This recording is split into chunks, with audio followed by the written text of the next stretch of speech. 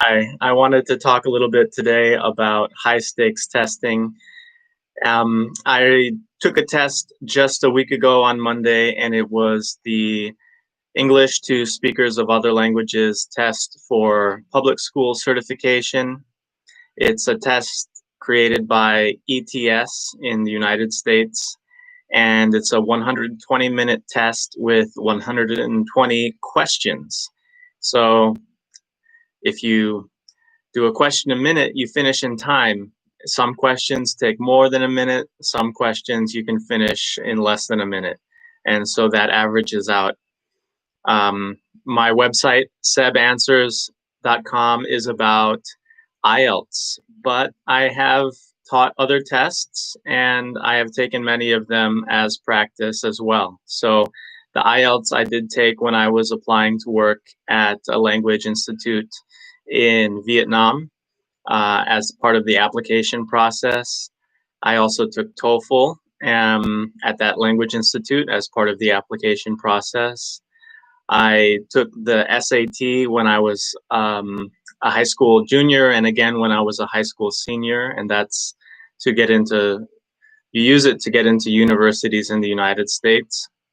I took other standardized tests in high school called the advanced placement tests for subjects to get college credit, and I did get college credit for a Spanish test and for an economics test. And what other tests have I taken? Well, let me talk about this one that I took last week. So I had taken a practice test and got about an 85% and retook the same practice test and only got a couple wrong on the second try after having studied, but I went much faster through the questions, having read them once already. And when I took the real test, it was a long 2 hours and I felt quite tired. There were new questions, of course, none of the same questions from the practice test. And at the end of it, I felt somewhat uncertain. I thought that I had guessed on some questions for sure, and on others, I was just split between a couple of the answers, of course, options. They were all multiple choice questions. And I was very happy to find out I got about 90% correct. However, it's hard to know exactly because the scores are weighted. And my overall score was 197 out of 200, which would seem to mean that I only got 3 under the maximum score, but that's just because it's a weighted exam and the score range is 100 to 200 points. Let's see, I've also taught preparation courses for TOEIC and GRE, and with all of the experience that I've had taking tests and doing preparation courses for these high stakes tests, I think the time limit really is the most difficult factor.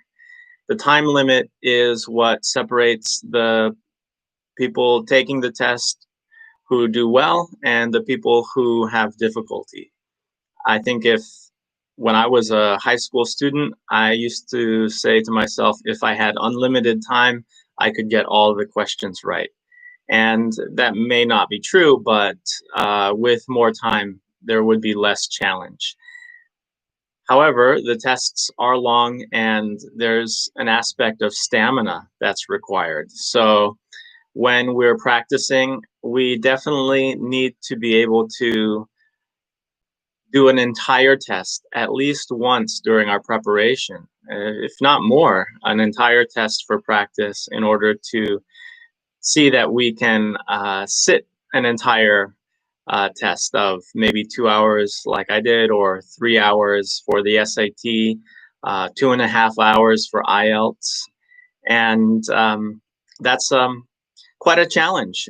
Even if you do study for that period of time, the exam is another level of stress that we don't typically endure when we're just studying. So the exam conditions are very important to simulate, and I would recommend anyone preparing for these standardized tests to do their best to create a quiet space where they can take uh, as close to a real exam condition test as possible prior to going to a testing center, or as I did most recently, testing from home, which is now an option for many of these tests, including the IELTS indicator, which can be taken from home. I've found that with my recent example where I tried composing the essay on video, I was able to type quite a long essay in 40 minutes, much longer than it needed to be. And I think for anyone who has touch typing skills, the new IELTS format will be easier to compose an essay, edit it, and finish in time. Again, good luck to anyone preparing to test soon, and thank you for watching and following Seb Answers.